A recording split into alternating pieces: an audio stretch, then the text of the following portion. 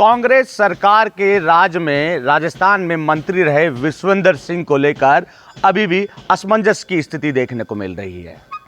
Party की जनसभाओं में विश्वेंद्र सिंह शामिल नहीं हो रहे हैं और बीते दिनों विश्वेंद्र सिंह की ओर से बीजेपी के तारीफों के पुल बांधे गए थे।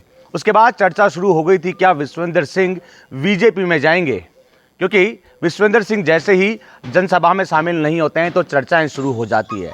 एक तरफ सचिन पायलट भरतपुर में सभा करने पहुंचे थे।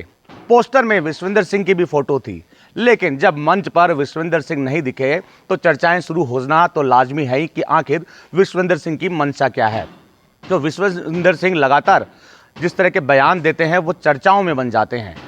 हालांकि भरतपुर में सचिन पायलट ने राजस्थान की भजनलाल सरकार पर तो निशाना नहीं साधा, केंद्र सरकार पर निशाना साधा। उन्होंने कहा राजीव गांधी के समय 400 से अधिक सीटें आई थी, लेकिन कभी भी यह नहीं कहा गया कि बीजेपी का अस्तित्व खत्म किया जाएगा। बीजेपी की 300 से अधिक सीटें आई, लेकिन लगातार विपक्ष को दबाने का काम बीजेपी की ओर से किया जा रहा है। अब 400 पार का नारा बीजेपी दे रही है। अब 400 पार का नारा देगी तो पुरजोर तरीके से विपक्ष को दबा देगी।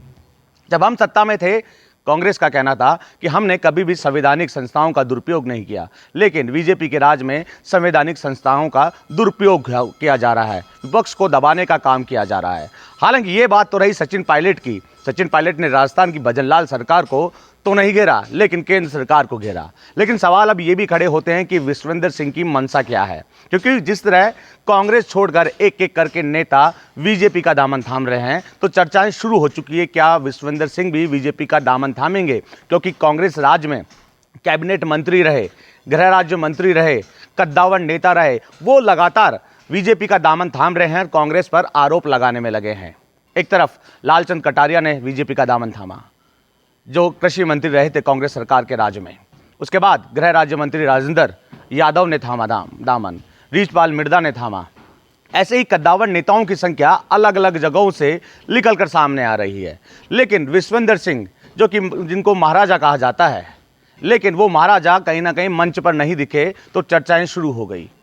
हालांकि अभी तक विश्वेंद्र सिंह की ओर से किसी तरह का बयान निकलकर सामने नहीं आया है, लेकिन पार्टी स्तर पर कार्यकर्ताओं में, भरतपुर के जिला कांग्रेस कमेटी में, वहां पर भी चर्चाएं शुरू हो गई है कि आखिर विश्वेंद्र सिंह मंच पर क्यों नहीं आए।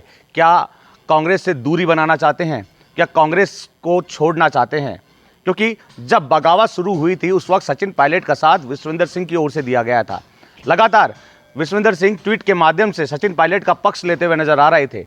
लेकिन अब जिस तरह विश्वेंद्र सिंह जनसभा में नहीं पहुंचते हैं, चर्चाएं शुरू हो जाती है कि आखिर महाराजा जनसभा में क्यों नहीं आ रहे हैं, कांग्रेस पार्टी की बैठकों में क्यों नहीं आ रहे हैं। बहरहाल अभी तक बयान विश्वेंद्र सिंह की तरफ से किसी तरह का नहीं आया, लेकिन चर्चा शुरू हो चुकी है। अब ये चर्चाएं कहां तक चलेगी ये भी देखने वाली बात होगी। बसंत पांडे, TV9 जयपुर।